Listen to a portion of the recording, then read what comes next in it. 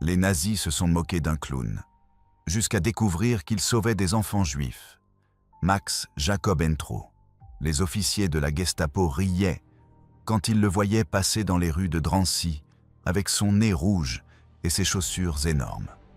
Un clown juif qui amusait les enfants dans le camp de concentration. Totalement inoffensif, pensait-il. Totalement ridicule. Un vieux comédien qui avait perdu la tête et croyait pouvoir égayer l'enfer avec des tours de magie et des jongleries. Ce qu'ils n'ont jamais su, ce que l'appareil de sécurité nazi n'a jamais découvert, c'est que ce clown qu'ils jugeaient si pitoyable orchestrait l'opération de sauvetage la plus audacieuse que Drancy ait jamais connue. Que chaque représentation était une reconnaissance du terrain, que chaque tour de magie distrayait les gardes pendant que des enfants s'échappaient, que chaque rire des petits était un signal codé pour la résistance à l'extérieur. Max Jacob n'était pas seulement un clown. Il était un poète reconnu, un peintre cubiste, un ami intime de Picasso, converti au catholicisme des années avant la guerre, protégé par les connexions les plus puissantes de la culture française. Il aurait pu s'enfuir. Il aurait pu user de son influence pour se sauver lui-même. Jean Cocteau l'a supplié de fuir. Picasso lui a offert refuge en zone libre. Le Vatican lui aurait accordé un sanctuaire s'il l'avait demandé. Mais Max a choisi de rester à Drancy. Il a choisi de mettre le nez rouge. Il a choisi de devenir bouffon pour les nazis, tout en sauvant des enfants juifs un par un. Parce qu'il avait compris quelque chose que les Allemands n'ont jamais compris. Que le rire peut être une arme, que la folie apparente peut être la lucidité la plus pure, qu'un clown peut être le guerrier le plus dangereux du camp de concentration. Voici l'histoire de la manière dont un poète de 68 ans est devenu clown à plein temps, de la manière dont l'art s'est transformé en résistance, de la manière dont le rire a temporairement vaincu la terreur, de la manière dont un homme que les nazis considéraient trop vieux et trop fou pour être une menace leur a prouvé qu'ils avaient complètement sous-estimé le pouvoir du jeu, de la distraction, de l'espérance fabriquée au milieu de l'horreur absolue. Chapitre 1. Le poète qui a choisi d'être juif.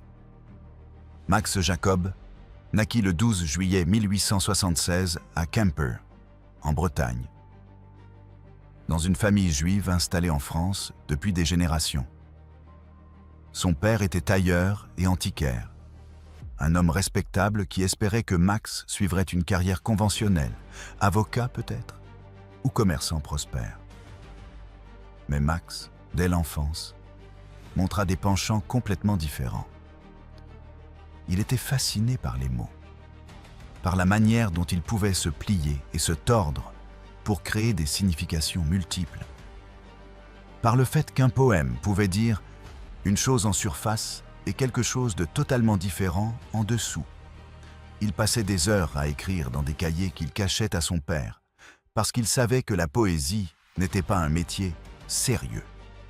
À 18 ans, il partit à Paris, officiellement pour étudier, mais en réalité pour se plonger dans le monde artistique qui explosait dans la ville.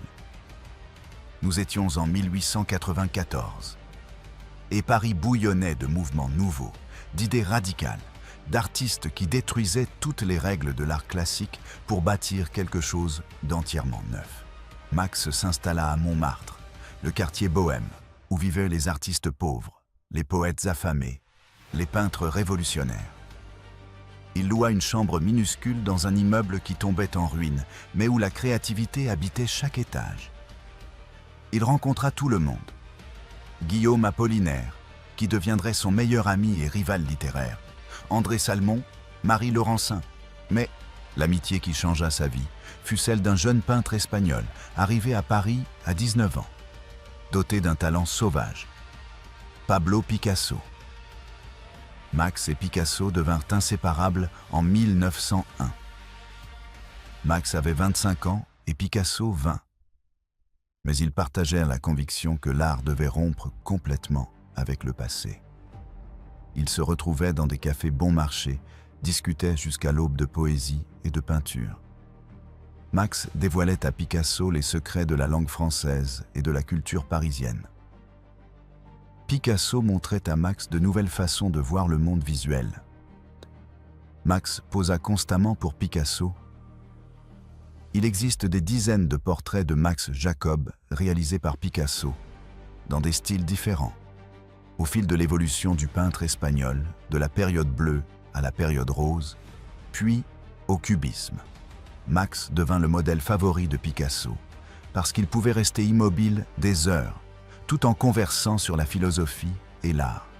Mais Max, lui, aussi, développait sa propre voix poétique. Il publia sa première collection importante, le Cornet à dés, en 1917. Une poésie en prose qui mêlait le sacré et l'absurde, le mystique et le quotidien. Les critiques restèrent perplexes. Mais d'autres poètes reconnurent immédiatement que Max faisait quelque chose de révolutionnaire avec la langue française. Ce que personne dans le cercle artistique n'avait prévu. Ce fut la conversion de Max au catholicisme en 1915. Ce fut une transformation profonde et authentique. Max décrivit une vision du Christ apparue dans sa chambre de Montmartre. Une expérience mystique qui changea complètement sa perspective sur la vie. Ses amis artistes crurent à une phase passagère ou à une performance.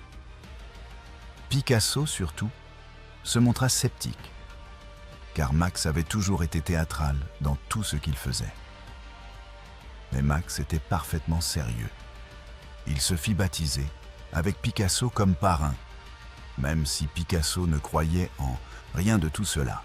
Nabestakistat commença à assister à la messe chaque jour, étudia la théologie catholique avec la même intensité qu'il avait étudié la poésie. Cette conversion provoqua une rupture avec sa famille juive. Son père cessa de lui parler pendant des années. Sa mère pleura comme si Max était mort. Et la communauté juive de Quimper le considéra comme un traître. Mais Max insistait. Il ne rejetait pas son judaïsme, il lui ajoutait une couche. « Je suis un juif qui a trouvé le Christ », expliquait-il. « Je ne vois pas de contradiction, car le Christ était juif. » Cette identité hybride le marquerait toute sa vie et finirait par le condamner lorsque les nazis décideraient que la conversion religieuse ne changeait pas le sang juif. Durant les années 1920 et 1930, Max vécut entre Paris et Saint-Benoît-sur-Loire, un petit village où il s'installa près d'une abbaye bénédictine. Il partageait son temps entre une vie contemplative et religieuse à la campagne et les orgies artistiques et intellectuelles de Paris. Il publiait régulièrement, peignait des tableaux mêlant éléments cubistes et mysticisme chrétien. Il était reconnu et respecté dans les cercles culturels français.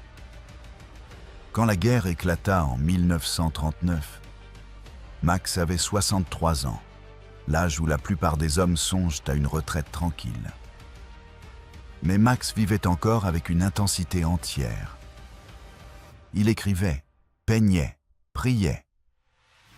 Ses amis le supplièrent de quitter la France lorsque les nazis envahirent en 1940. Picasso, déjà en zone libre, lui offrit refuge. Jean Cocteau, qui avait des connexions avec le régime de Vichy, lui promit protection.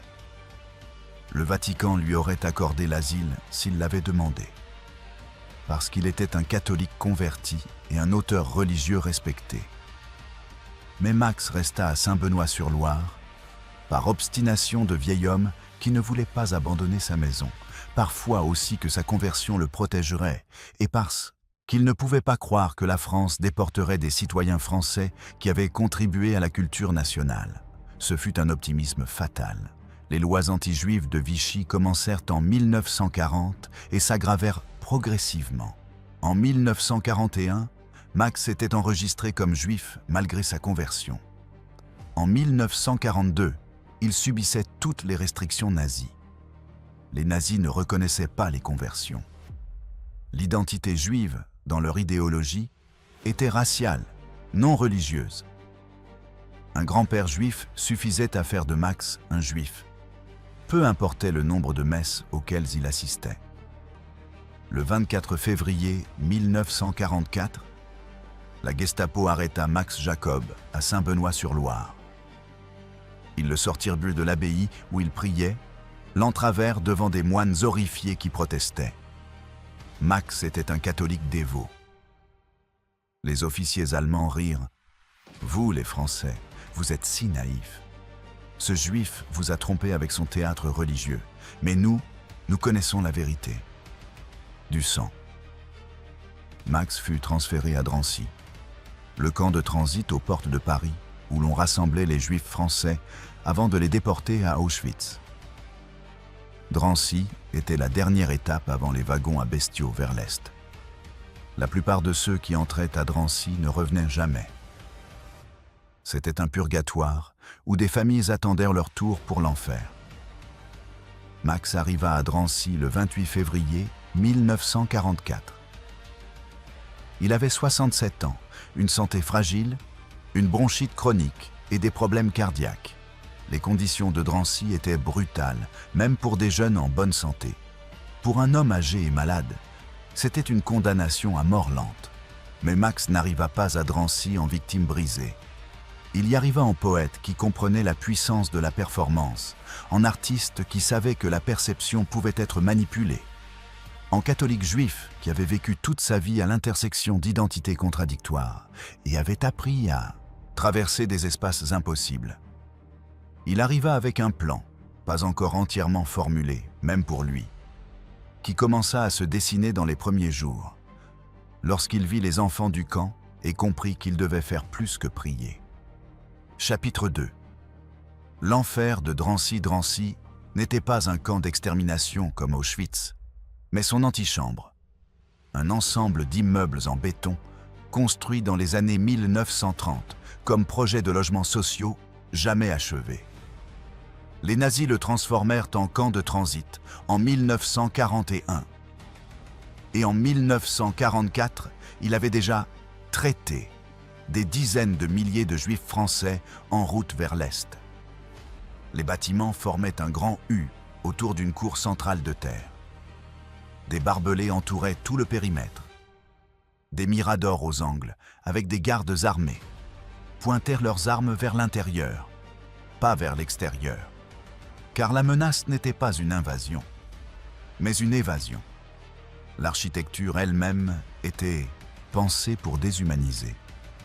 Un béton gris sans décoration. Des fenêtres étroites qui laissaient entrer une lumière minimale. Des espaces conçus pour entasser des personnes comme du bétail. Quand Max arriva en février 1944, Drancy abritait environ 1500 prisonniers à un moment donné. Le chiffre fluctuait constamment, car chaque semaine arrivaient de nouveaux convois d'arrestés, et chaque semaine partèrent des trains vers Auschwitz. Un flux continu, un système conçu pour traiter les Juifs avec efficacité. Les conditions étaient volontairement cruelles. Des chambres prévues pour 4 contenaient 20 personnes. Les matelas étaient des chiffons bourrés de paille, devenus nids de poux et de puces. Les latrines, des trous dans le sol, débordaient régulièrement. La nourriture, une soupe claire de légumes pourris et un pain noir à moitié sûr. Des rations calculées pour maintenir les prisonniers en vie, mais affamés et faibles en permanence. Max fut affecté à une chambre au 3e étage avec 18 autres hommes, la plupart beaucoup plus jeunes que lui. Commerçants arrêtés, professionnels capturés, ouvriers pris dans des rafles, tous en attente d'une déportation qu'ils savaient être la mort, même si personne n'en parlait ouvertement.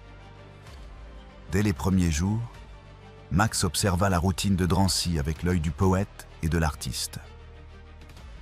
Il voyait comment les gardes français collaborateurs se montrèrent d'une cruauté banale, comment les officiers allemands faisaient des inspections et sélectionnaient des personnes pour les prochains convois, comment les prisonniers se répartissaient en hiérarchie de désespoir pour obtenir un poste à la cuisine ou à l'administration.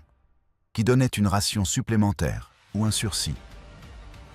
Mais ce qui captura le plus l'attention de Max, ce furent non les enfants. Il y en avait des centaines à Drancy. Certains avec leur famille, mais beaucoup seuls, parce que leurs parents avaient déjà été déportés ou tués. Des enfants de 5, 6, 7 ans erraient dans la cour sans réelle surveillance. Sales, affamés, terrorisés, mais cherchant encore une forme de normalité, inventant des jeux avec des pierres et des bâtons. Les enfants étaient les plus vulnérables. Ils recevaient les mêmes rations que les adultes, alors qu'ils avaient besoin de plus pour grandir. Ils étaient exposés aux maladies sans soins. Beaucoup toussaient sans cesse, les yeux enfoncés par la malnutrition. Et le pire, c'était la terreur psychologique. Les enfants comprenaient qu'une chose horrible se passait, sans pouvoir la nommer. Ils entendaient les adultes pleurer la nuit. Ils voyaient les listes de déportation lues chaque semaine. Ils savaient que chaque train signifiait qu'ils ne reverraient jamais les personnes qui y montaient. Max se mit presque immédiatement à passer du temps avec eux, par devoir de foi envers les plus fragiles, par instinct d'artiste connaissant le pouvoir des récits pour transporter l'esprit hors de la réalité, et parce qu'il ne pouvait pas supporter de regarder des enfants souffrir sans rien faire. Au début, il leur racontait des histoires, assis dans un coin de la cour, entouré d'enfants. Il tissait des contes de royaumes magiques et d'animaux qui parlaient, employant toute sa virtuosité poétique pour créer des mondes où des enfants courageux vainquaient des monstres et trouvaient des trésors. Il l'écoutait, hypnotisé, parce que pendant une demi-heure, ils pouvaient oublier où ils étaient. Mais Max comprit vite que raconter des histoires ne suffisait pas. Les enfants avaient besoin de plus qu'une évasion temporaire. Ils avaient besoin d'un rire actif, d'une participation qui capte l'attention totale, de quelque chose qui leur rappelle qu'ils étaient encore des enfants capables de joie, pas seulement des victimes en attente de mort. C'est alors que Max décida de devenir clown. Il n'avait ni costume, ni maquillage, ni accessoires. Mais il avait 67 ans d'expérience d'artiste bohème et comprenait la scène.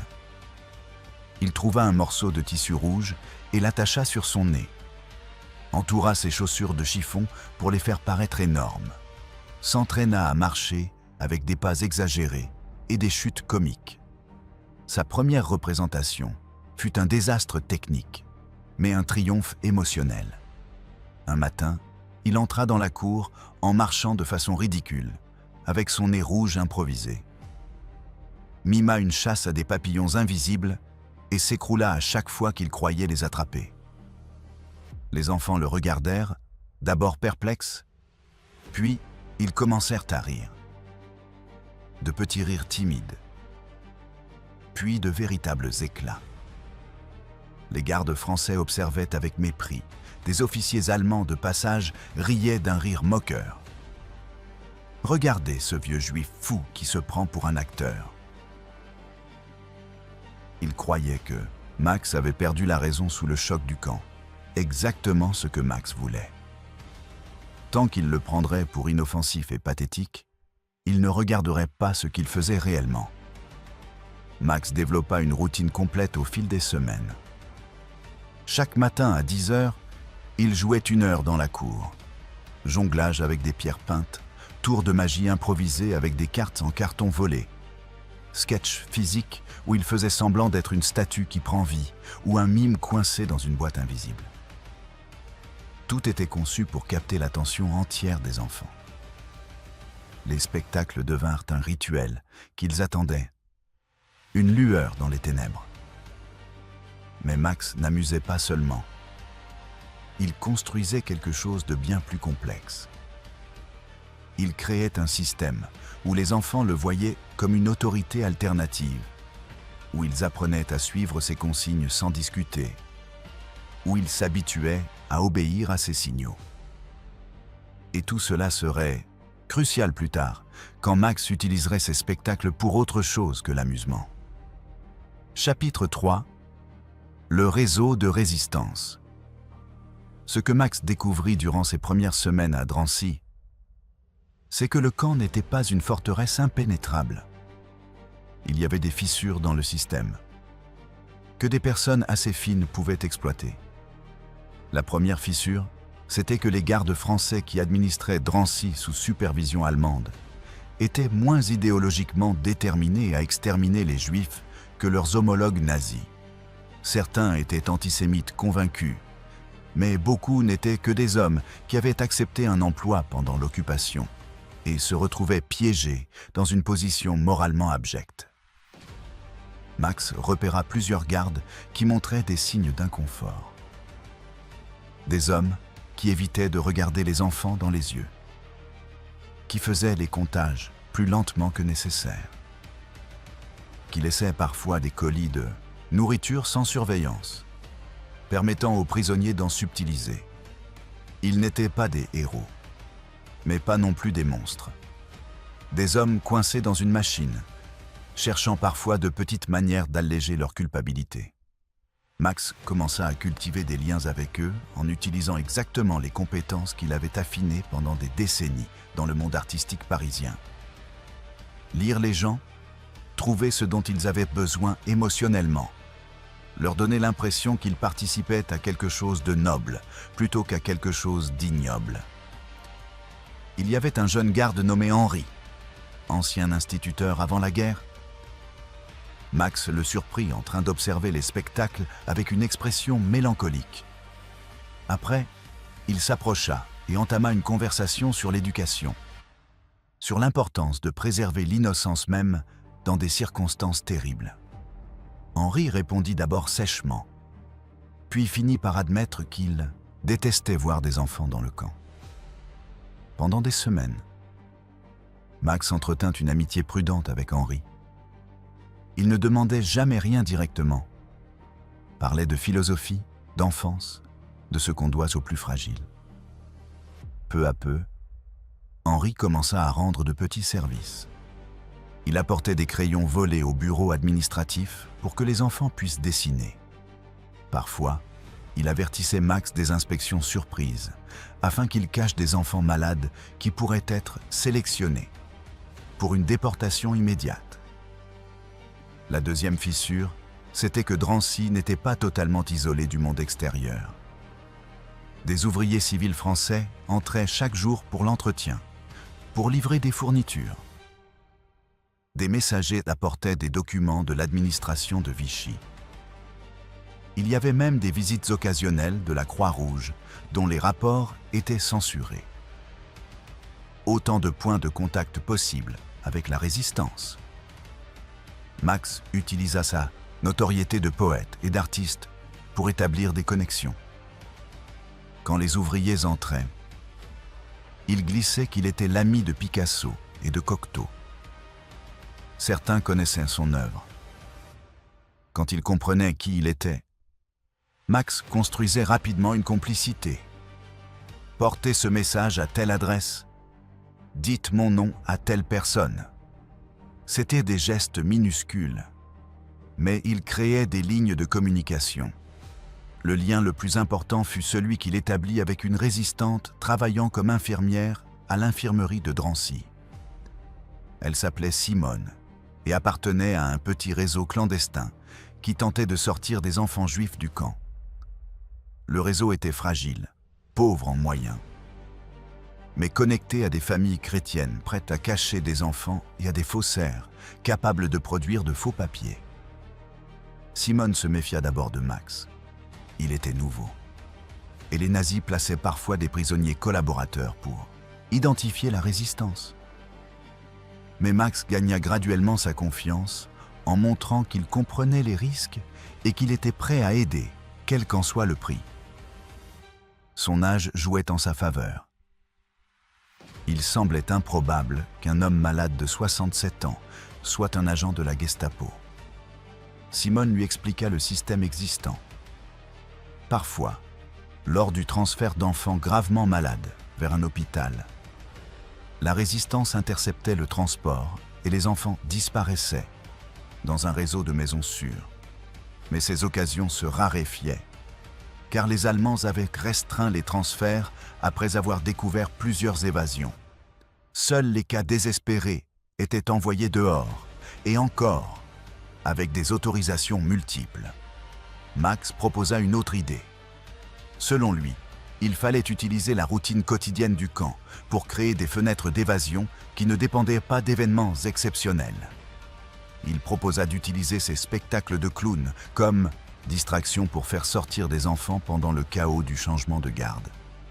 L'idée semblait absurde, mais Max avait observé le camp avec minutie. Chaque après-midi à 17h, il y avait relève. L'équipe de jour était remplacée par l'équipe de nuit.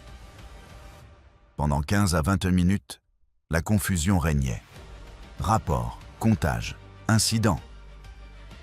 La surveillance des cours était minimale, les gardes étant occupés par le transfert de responsabilité. Max pensait que s'il créait une distraction suffisamment forte pendant cette fenêtre, il pourrait déplacer des enfants près du périmètre et les faire récupérer par des contacts extérieurs. Simone était sceptique, mais désespérée. Au printemps 1944, le rythme des déportations s'accélérait. Les nazis savaient qu'ils perdèrent la guerre et voulaient finir avant qu'il ne soit trop tard. Il fallait tenter quelque chose. Max modifia ses spectacles pour qu'ils servent de reconnaissance. Pendant les numéros, il déplaçait progressivement les enfants, les faisait former des cercles et des lignes à différents endroits comme si c'était le jeu. Alors qu'il cartographiait les angles morts, les zones où les tours de garde ne voyaient pas, les endroits où l'on pouvait se tenir sans attirer l'attention. En parallèle, Simone obtenait l'aide de certains ouvriers de maintenance entrant chaque jour vers 17h pour la collecte des déchets et des réparations. Certains étaient résistants, d'autres pouvaient être convaincus par l'argent ou par leur conscience. Le plan: faire entrer des vêtements civils dans les camions et pendant la distraction, changer rapidement les enfants sélectionnés et les faire sortir mêlés aux ouvriers. Tout cela semblait follement risqué, demandant une coordination parfaite entre des facteurs imprévisibles. Mais Max insistait. L'impossibilité apparente était leur meilleur camouflage. Les nazis n'imagineraient jamais une fuite aussi élaborée sous leurs yeux, encore moins organisée par un vieux clown supposé sénile. L'audace même du plan le rendait invisible. Chapitre 4. La première évasion. La première opération fut fixée au 15 mars 1944. 2 enfants furent choisis. 2 sœurs de 7 et 9 ans, Rachel et Sarah. Leur mère avait été déportée la semaine précédente. Leur père était mort lors d'une rafle en 1942. Elles étaient seules et inscrites sur le prochain convoi pour Auschwitz, prévu 3 jours plus tard. Max passa la semaine à les préparer sans que cela ressemble à une préparation. Pendant ces spectacles, il les appelait comme volontaires, les entraînait à exécuter des consignes rapides, sans poser de questions, à applaudir quand ils claquaient des doigts, à courir vers une position quand ils pointaient, le tout déguisé en jeu. Le jour venu, Max fut saisi d'une peur qu'il n'avait jamais connue. Dans sa vie d'artiste, il avait affronté la pauvreté, le rejet, les drames personnels, mais jamais le poids de vies humaines dépendant directement de sa performance. Si le plan échouait, les fillettes seraient punies, peut-être exécutées. Et toute personne identifiée comme complice serait torturée pour livrer le réseau. À 16h45, Max commença son spectacle. Il avait annoncé un numéro spécial et rassemblé une foule plus grande. Environ 60 enfants et quelques adultes avides d'un instant d'oubli. Il débuta par des tours simples. Faire disparaître de petites pierres, les faire réapparaître derrière les oreilles, provoquer des rires et des applaudissements. Simone était en position près de l'infirmerie avec un paquet de vêtements civils. Henri, le garde sympathisant, était de service sortant et devait être distrait. Le camion des ouvriers était entré à 16h50 comme prévu. À 17h, la relève commença. Max augmenta l'intensité. Il joua un sketch où il était une statue qui prend vie puis s'effondre. Les enfants hurlaient de rire et tous les regards se fixaient sur le clown. À 17h07, Max donna le signal répété. 2 claquements de doigts et un geste vers un coin du patio. Rachel et Sarah coururent exactement à cet endroit comme si c'était le jeu. Les autres enfants applaudirent, persuadés que c'était le spectacle. En réalité, Max les avait conduites dans un angle mort, où la tour de garde nord ne les voyait pas. Simone sortit de l'infirmerie, marcha d'un pas naturel vers elle, et en 15 secondes, leur enfila des couches de vêtements civils par-dessus l'uniforme de prison. Elles ressemblaient maintenant à des fillettes d'ouvriers. Simone les prit par la main et marcha vers le camion. Max, lui, poussa le jeu à une intensité presque frénétique. Courir en rond derrière un papillon imaginaire, chute dramatique, cris de rire. Même quelques gardes s'arrêtèrent pour regarder, amusés. Simone arriva au camion où un ouvrier, Pierre, chargeait des barils. Il ouvrit un compartiment dissimulé à l'arrière. Simone y glissa les 2 fillettes. 30 secondes. Le compartiment se referma. Simone repartit, visage neutre. À 17h15, le camion sortit de Drancy. À la porte, un garde allemand vérifia les papiers de Pierre et jeta un coup d'œil superficiel. Déchets, outils, rien. Il fit un geste. « Allez !» Le camion franchit la dernière barrière et roula dans les rues. Max continua 10 minutes, puis s'effondra théâtralement d'épuisement.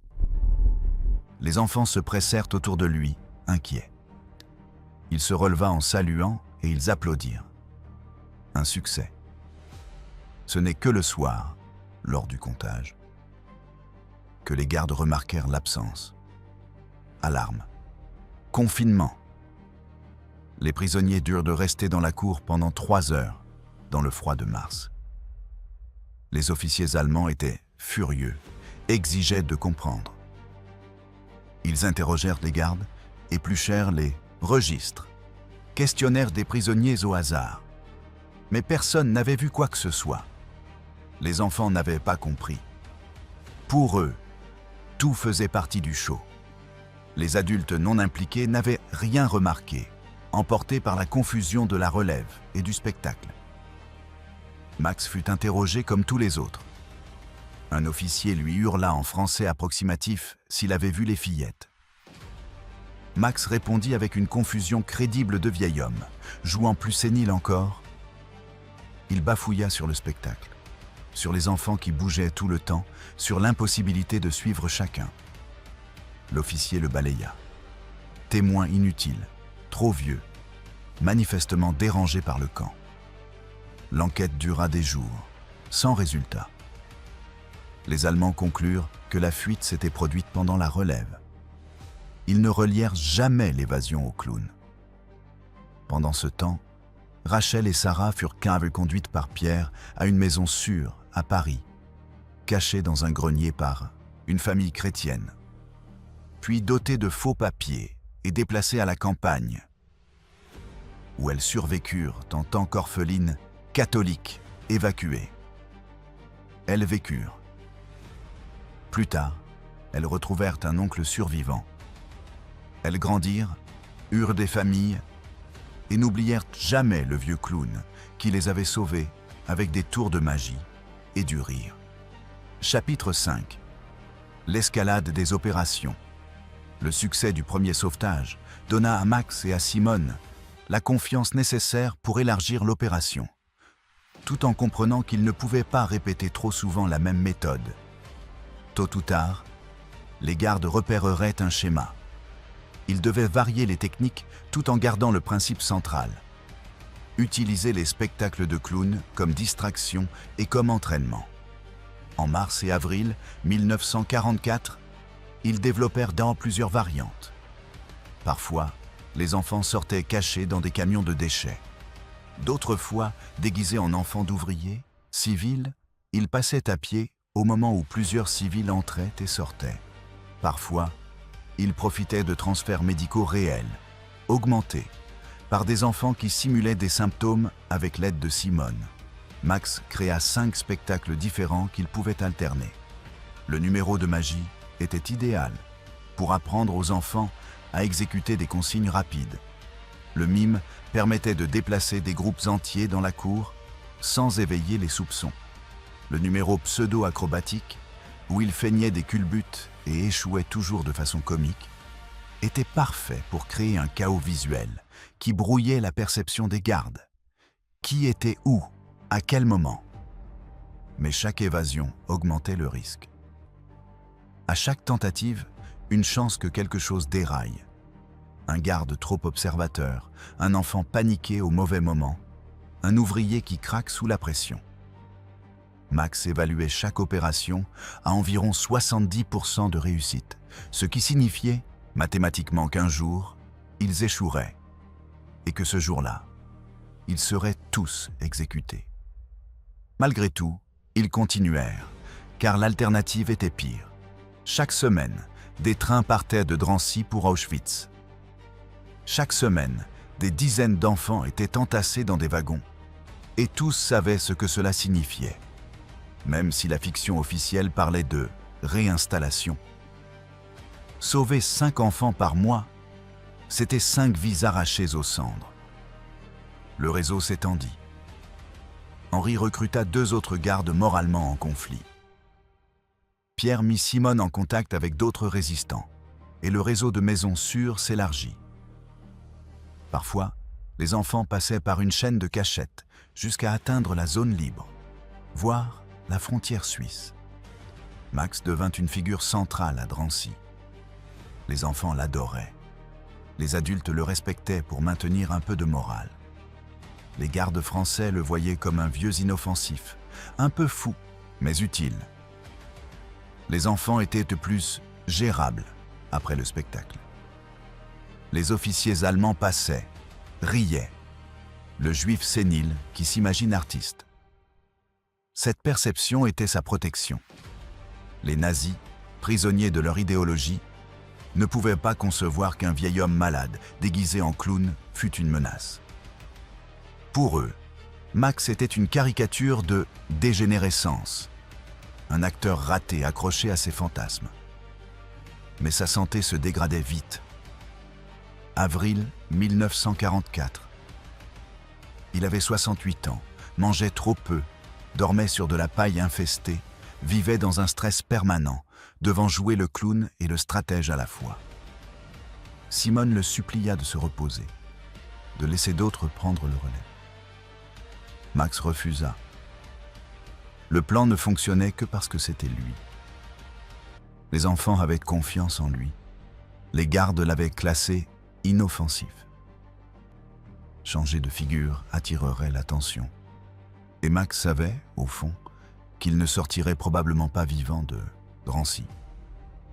La question était, mourir sans agir, ou mourir en sauvant le plus d'enfants possible. Fin avril, ils avaient fait sortir environ 15 enfants. Peu, face aux milliers déportés, mais chaque vie sauvée était un univers préservé. Max gardait leurs noms en mémoire. Rachel, Sarah, David, Esther, Michel, Marie. Chaque nom, une victoire contre la machine. Il savait aussi que le temps manquait. Les rumeurs parlèrent des Alliés, de l'Italie, d'une libération future. Mais les nazis accéléraient précisément parce qu'ils pressentaient la défaite. C'était une course entre la libération et la déportation finale. Max pariait chaque jour de sa vie qu'il pouvait en sauver encore quelques-uns avant que l'une des 3 fins n'arrive. Être découvert et exécuté, s'effondrer de maladie, ou voir son numéro figurer sur une liste de déportation. Tout semblait inévitable. Mais en attendant, il y avait des enfants à sauver, et Max continuait de nouer, son nez rouge, chaque après-midi. Chapitre 6. L'effondrement et le sacrifice final. Le 2 mars 1944, moins d'une semaine après son arrivée à Drancy, l'état de Max se dégrada de façon catastrophique. Sa bronchite chronique vira à la pneumonie dans les conditions du camp. Il eut une forte fièvre et une toux sanglante. Simone l'examina et conclut qu'il fallait une hospitalisation urgente, sinon il mourrait en quelques jours. Les protocoles exigeaient qu'elle signale les cas graves aux officiers allemands, qui décidaient si un transfert était accordé. Or, les transferts médicaux étaient devenus extrêmement rares. Les nazis avaient compris qu'ils servaient parfois aux évasions. La plupart des malades graves étaient laissés à mourir ou accélérés vers la déportation. Simone était prise dans un dilemme insoluble. Si elle signalait l'état de Max et qu'un transfert était accepté, Max survivrait peut-être. Mais l'opération perdrait son pivot. Sans lui, plus de spectacle, plus de distraction centrale. Si elle ne signalait rien, Max mourrait et l'opération s'effondrerait aussi. Mais au moins, il ne disparaîtrait pas immédiatement dans un circuit officiel. Max trancha pour elle. Quand Simone lui expliqua, il insista pour qu'elle ne prévienne pas les Allemands. « Nous avons une opération après-demain. 3 enfants déportés vendredi. Si j'annule et que je pars à l'hôpital, ces 3-là meurent. Je ne peux pas. » Simone protesta. « Vous allez mourir. » Max resta calme. « J'ai 68 ans. J'ai vécu une vie extraordinaire. Ces enfants ont 6, 7, 8 ans. Ils n'ont encore rien vécu. La mathématique est simple. » Durant les 2 jours suivants, Max se força à continuer malgré une maladie qui l'emportait. La fièvre le faisait délirer. Mais il refusait de rester au lit. Simone lui donna des plantes pour calmer la toux pendant les spectacles. Il s'enveloppait de couches pour lutter contre les frissons. L'opération prévue pour le 4 mars devait être la plus ambitieuse. 3 enfants sortiraient en même temps, 2 camions différents, une chaîne d'exfiltration encore plus complexe. Ce jour-là, Max tenait à peine debout. Sa température était si élevée qu'il voyait des choses, entendait des voix. Pourtant, à 16h45, il entra dans la cour, nez rouge, chaussures énormes. Les enfants acclamèrent. Certains remarquèrent qu'il marchait plus lentement. Il commença le numéro. Pour qui observait vraiment, quelque chose clochait. Ses gestes étaient lents, maladroits, non pas comiques, mais faibles. Ses chutes n'étaient pas feintes, sa voix était cassée. Mais les enfants ne distinguaient pas la performance de la maladie. Ils riaient quand il tombait, parce qu'il tombait toujours. À 17h, la relève commença. Max fit le signal pour déplacer les 3 enfants, 2 frères de 6 et 8 ans, et une fillette de née 7 ans, vers les positions convenues. Simone et 2 ouvriers résistants étaient prêts. Max tenta d'intensifier son jeu malgré la douleur. Il courut en rond derrière un objet imaginaire, les enfants criaient et applaudissaient. Et là, Max s'effondra pour de vrai. Pas comme un gag, son corps lâcha. Il tomba au milieu de la cour et ne se releva pas. Les enfants crurent d'abord à un effet, puis l'inquiétude monta.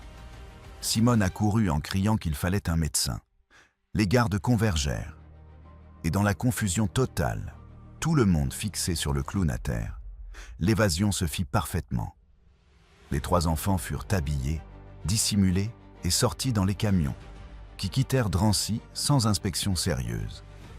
Les gardes étant absorbés par l'urgence médicale. Max fut porté à l'infirmerie. Simone fit l'impossible avec presque rien, mais la pneumonie était trop avancée et son corps trop affaibli. Max alterna lucidité et inconscience. Dans ces instants clairs, il demandait « Les enfants ?» Simone confirma. « Ils sont sortis. Max sourit faiblement. Alors, ça valait la peine. Max Jacob mourut à l'infirmerie de Drancy le 5 mars 1944, officiellement d'une pneumonie et de complications liées à la malnutrition et aux conditions insalubres du camp. Son corps fut incinéré sans cérémonie, comme l'exigeait le protocole. Ses cendres ne furent jamais rendues, jamais marquées. Les enfants ne comprirent pas tout de suite. Certains pensèrent qu'il était malade et reviendrait. D'autres saisirent peu à peu qu'il ne reviendrait pas, sans pouvoir appréhender la permanence de la mort. Ce qu'ils comprirent, c'est que la lumière qu'il avait apportée s'était éteinte et que le camp semblait plus froid, plus terrifiant sans ces spectacles. Simone et la résistance continuèrent après sa mort. Mais sans la distraction du clown, tout devint plus difficile, moins efficace, plus dangereux. Ils sauvèrent encore quelques enfants, mais à un rythme plus lent. La perte de Max fut un coup immense, émotionnel et opérationnel. On estime qu'il facilita directement l'évasion d'environ 20 à 25 enfants durant son temps à Drancy. Le chiffre paraît petit face aux milliers déportés. Mais chacune de ces vies fut sauvée parce qu'un poète de 68 ans choisit de devenir clown et d'utiliser ses dernières semaines à créer des distractions qui sauvaient des vies. Chapitre 7. L'héritage du clown. La mort de Max à Drancy passa totalement inaperçue en mars 1944. Ce n'était, aux yeux des nazis, qu'un juif mort de plus dans un camp de transit. Ils n'enregistrèrent même pas correctement son nom. Les archives le réduisirent à un numéro. Pour l'appareil d'extermination, Max était une statistique, pas une personne. Mais à l'extérieur, son absence fut ressentie par les grandes figures culturelles de France. Jean Cocteau tentait désespérément d'obtenir sa libération grâce à ses connexions à Vichy et à des officiers sensibles aux arts. Apprenant sa mort, il nota dans son journal que la France venait de perdre l'un de ses plus grands poètes sous la barbarie nazie. Picasso, resté à Paris occupé, évitant la déportation grâce à son statut, fut dévasté. Il avait été l'ami de Max pendant plus de 40 ans. Max avait été là au moment où naissait le cubisme. Il avait posé pour certains des portraits les plus importants. Après la guerre, une fois Paris libéré en août 1944, Cocteau et Picasso cherchèrent à comprendre exactement ce qui s'était passé. Les archives de Drancy étaient chaotiques. Les nazis avaient tenté d'effacer des traces. Ils confirmèrent finalement, Max était mort le 5 mars. Ce qu'ils ne découvrirent pas tout de suite, c'est son rôle dans le sauvetage d'enfants. La résistance garda le silence pour protéger survivants et complices. Ce n'est que dans les années 1950 et 1960, lorsque des survivants commencèrent à témoigner, que l'histoire du clown de Drancy émergea. Ceux qui avaient été enfants se souvenaient de ces spectacles avec une nostalgie mêlée de douleur. Il les avait fait rire au cœur de l'horreur. Certains se rappelaient que des enfants avaient disparu pendant les numéros sans faire le lien à l'époque. Rachel et Sarah, les deux sœurs, grandirent sans connaître le nom de celui qui avait orchestré leur fuite. Elles savaient seulement que la résistance les avait sortis. En 1967, Rachel, désormais trentenaire, mère de famille, assista à une réunion d'anciens de Drancy. Elle entendit un survivant évoquer un vieux clown. La description réveilla une mémoire enfouie. Rachel enquêta. Avec des historiens, d'autres survivants, elle reconstitua l'histoire. Le clown était Max Jacob, le poète et artiste. Les spectacles n'étaient pas seulement un divertissement, mais des opérations de résistance. Leur évasion avait été la première d'une série. Rachel consacra des décennies à documenter, à interviewer Simone, à retrouver Henri, rongé par la culpabilité malgré son aide, à localiser d'autres enfants sauvés. L'histoire se fit connaître dans les années 1980. Des historiens de la Shoah l'intégrèrent à des études sur la résistance dans les camps. L'État français reconnut ses actions à titre posthume. Une plaque fut posée à Saint-Benoît-sur-Loire. Des musées racontèrent de son histoire parmi les formes de résistance. Mais elle suscita aussi un débat. Certains critiquèrent Max d'avoir pu se sauver avant l'arrestation grâce à Picasso et Cocteau, et de s'être, selon eux, offert aux martyrs. D'autres répondirent que précisément parce qu'il avait choisi de rester alors qu'il pouvait fuir. Son geste avait une force morale qui dépassait le nombre de vies sauvées. L'image d'un poète célèbre, devenu clown pour sauver des enfants, capturait quelque chose de plus grand, un symbole de résistance humaine à la déshumanisation. Les enfants qu'il sauva eurent des vies entières. Rachel devint institutrice, eut 3 enfants et 7 petits-enfants.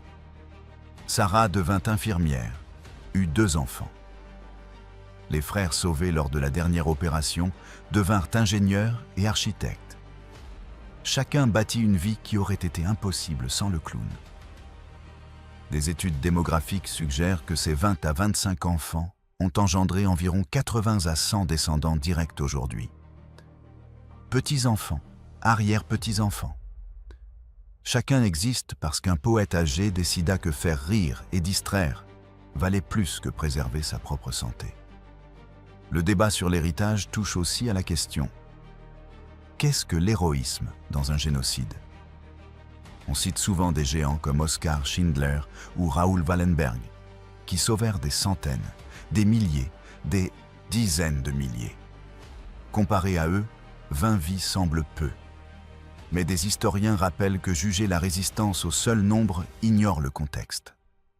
Max n'avait ni usine, ni diplomatie, ni ressources. Il était un prisonnier malade, presque sans moyens, et il réussit pourtant à sauver des enfants sous le nez de ses bourreaux. Sa résistance n'était pas armée. C'était une guerre d'illusions, de perception, d'audace. Son arme était le rire.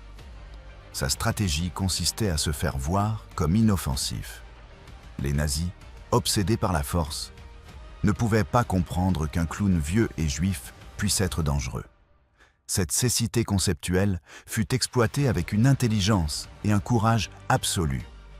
Aujourd'hui, l'histoire de Max Jacob, le clown de Drancy, est racontée dans des écoles en France comme un exemple de résistance créative. Son image rend la Shoah personnelle, concrète. Elle rappelle que derrière les chiffres, il y a des visages, des gestes, des choix. Les survivants ont raconté à leurs enfants et petits-enfants l'horreur, mais aussi la possibilité de résister, même au cœur du désespoir. Rachel, désormais octogénaire, donne des conférences dans les écoles. Chaque année, le 5 mars, elle se rend à Saint-Benoît-sur-Loire et dépose des fleurs sur la plaque. Elle emmène ses petits-enfants pour qu'ils apprennent l'homme grâce auquel ils existent. Elle raconte ce clown âgé, ses tours de magie et la fuite. Les élèves lui demandent puis comme il toujours: pourquoi Max est-il resté alors qu'il pouvait partir? Rachel n'a pas de réponse définitive, mais elle propose sa théorie. Max, poète et artiste, croyait que la beauté et l'art avaient une valeur fondamentale. Sa conversion au catholicisme n'a pas effacé cette croyance, elle l'a approfondie. L'art pouvait être une forme d'amour actif, une manière de servir les plus vulnérables. Quand il arriva à Drancy et vit les enfants, son instinct fut d'offrir de la joie. Puis il comprit vite que la beauté temporaire ne suffisait pas. L'art devait servir à sauver des vies. La décision de devenir clown fut géniale parce qu'elle rassemblait tout ce qu'il était. Poète, comprenant la puissance du récit. Artiste visuel créant des illusions. Catholique, croyant au sacrifice. Juif conscient des enjeux du génocide. Vieil homme n'ayant plus grand-chose à perdre sinon quelques semaines. De toute façon, menacé. Max transforma ces dernières semaines en une œuvre de résistance. Chaque représentation était à la fois un acte d'amour, un défi, et une guerre asymétrique où l'arme était la distraction plutôt que la dynamite. Le fait que les nazis ne l'aient jamais compris. Qu'il soit mort aux yeux de ses geôliers comme un vieux fou inoffensif, fait partie de la beauté terrible de son geste. Il ne cherchait ni gloire ni reconnaissance, seulement des résultats, des enfants vivants, des enfants dehors. Dans les musées, on voit les preuves industrielles de l'horreur. Des millions, des photos, des témoignages. C'est nécessaire. Mais l'histoire de Max Jacob rappelle une dimension essentielle. Même au cœur d'un système conçu pour détruire toute humanité, certains trouvèrent des failles, résistèrent, sauvèrent. Les nazis riaient du clown parce qu'ils ne pouvaient pas imaginer que la faiblesse apparente soit une force, que la folie apparente soit une stratégie, que le divertissement soit une arme. Quand ils le voyaient trébucher dans la cour avec un nez rouge, ils se sentaient supérieurs. Voilà ce que sont les Juifs, pensait-il. Mais le clown les avait déjà vaincus, parce que chaque rire d'enfant était une victoire, et chaque enfant qui sortait était une défaite infligée à leur machine.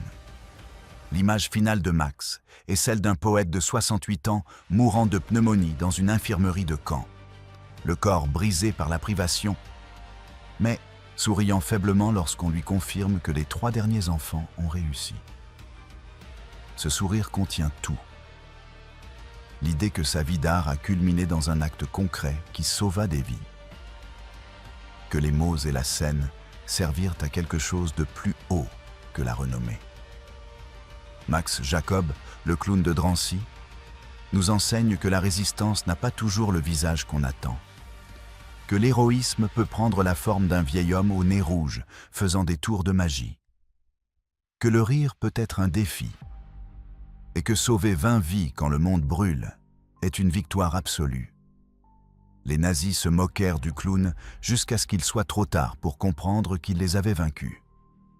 Voilà la vengeance la plus douce et l'héritage le plus puissant.